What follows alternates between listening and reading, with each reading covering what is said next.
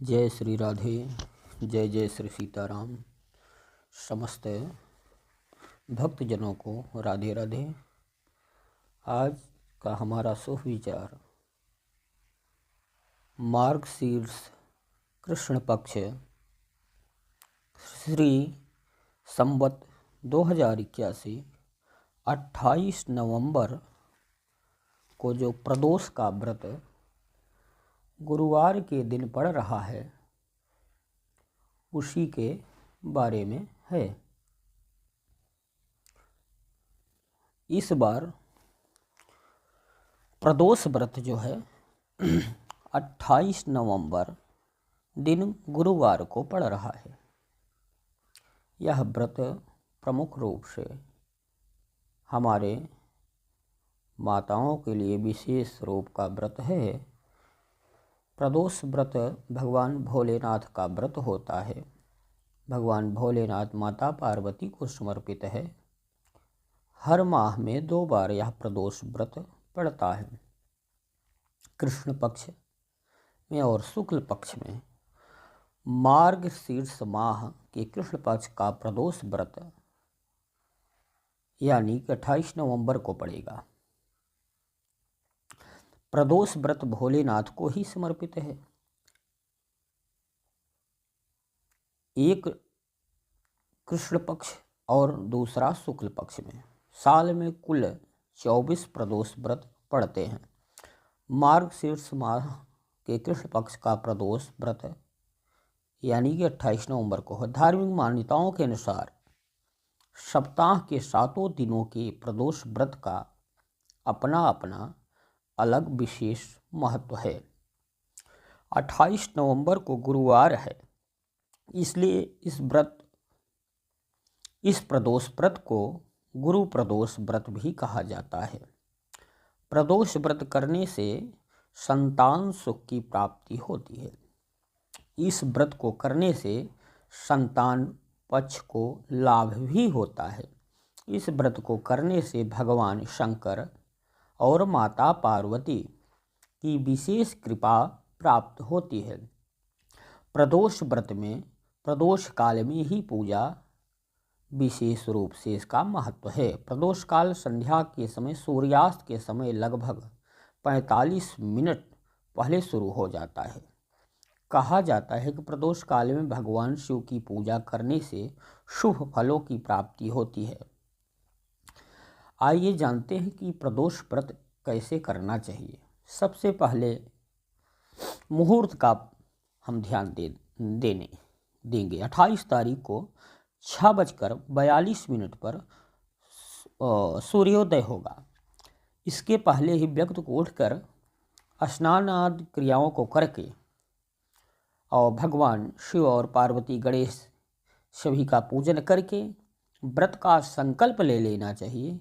हमें किस उद्देश्य से इस व्रत को करना है। गुरुवार को पड़ रहा है व्रत, तो विशेष रूप से पुत्र प्राप्ति के लिए यह व्रत विशेष रहेगा। इसलिए जो है इस व्रत पे पुत्र प्राप्ति का ही संकल्प विशेष रहेगा। और शाम को 5:18 पर सूर्यास्त हो रहा है। 5:18 के ही पूर्व जो है भगवान शिव और पार्वती को पूजन प्रारंभ हो जाएगा। प्रदोष व्रत की पूजा की विधि सब सुबह प्रातःकाल उठकर स्नान आदि क्रियाओं स्वच्छ वस्त्रों को धारण करके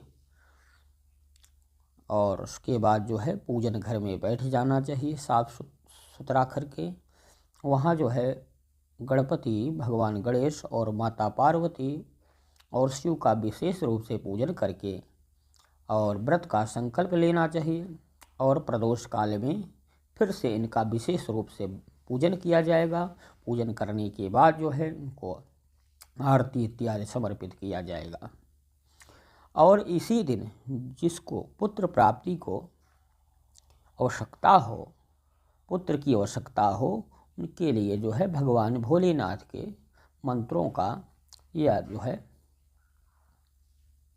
भगवान कृष्ण के मंत्रों का भगवान भोलेनाथ के समक्ष बैठकर जाप करना चाहिए। हाँ, तो भगवान भोलेनाथ की कृपा से, महती कृपा से पुत्र की प्राप्ति होती है। जीवन में अनेकानेक प्रकार के जो संकट हैं वो दूर हो जाते हैं।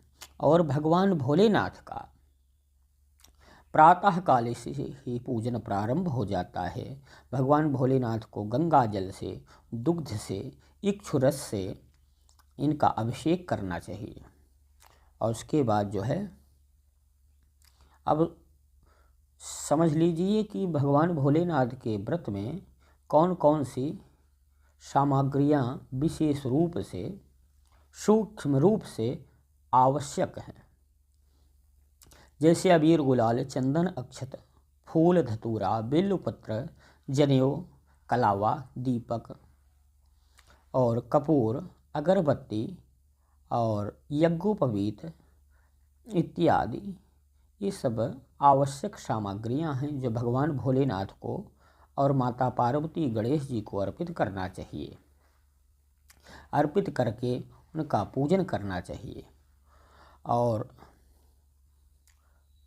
देव की सुत गोविंद वासुदेव जगतपते, देहि में तनयम कृष्ण ताम हम शरणम गतः, इस मंत्र का भगवान भोलेनाथ के पास बैठकर जप करना चाहिए। जिन माताओं को पुत्र इत्यादि की आवश्यकता हो, जिनके ऊपर ग्रह दशा चलती हो, वो जो है भगवान भोलेनाथ के समक्ष बैठकर ओम जूं सह माम पाले पाले इस मंत्र का जाप करें। और जो समस्त ग्रह बाधाओं से निवारण चाहती हों, उनके लिए जो है ओम नमः शिवाय पंचाक्षरी मंत्र का जप करना चाहिए। जय श्री राधे, जय जय जय जय श्री सीताराम। समस्त भक्तजनों को हमारा सत नमन। हम नेपाल देशवासियों को हार्दिक शुभकामनाएं, वंदन, अभिनंदन करते हैं। जो हमारी चैनल को विशेष रूप से देख रहे हैं, उन लोगों से हमारा आग्रह निवेदन है, सनातन भक्ति अपने हृदय में बसा कर रखिए। भगवान आपका मंगल करें। जय श्री सीताराम।